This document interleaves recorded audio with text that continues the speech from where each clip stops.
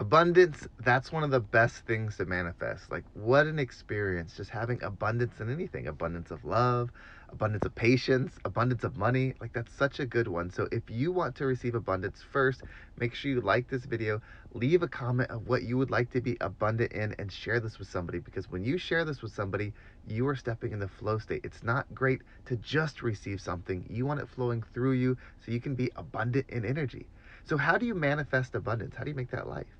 Well, first, you have to define what that is, because abundance to you might be different than abundance to me and abundance to someone else. So you have to be clear on what that is. And then you have to think about, well, what's the version of me that would have abundance? How would they think? How would they move through the world?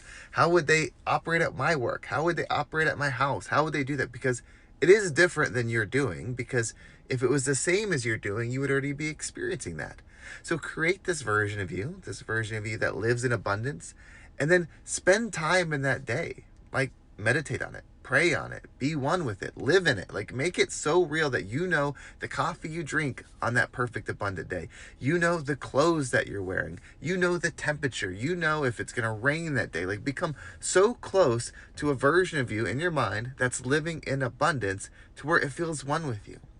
And then start realizing, okay, well, this person, how do they perceive? How do they become abundant? You see, if it's money, well, that means they're good with money. They know what to do with it. They know when it comes to them how to make it multiply. If you right now don't know how to make money multiply, then you probably need to start learning that stuff so you can think like that person. Maybe it's health. Maybe that version of you is abundant in health. Well, if you don't know how to be abundant in health right now, you should start learning it. So that way you can perceive the world as that person does. And the best part is the stuff that you imagine, all the things that you'd be abundance in, like, those are great. But there is a version of somebody that's living a life with those things and they're unhappy.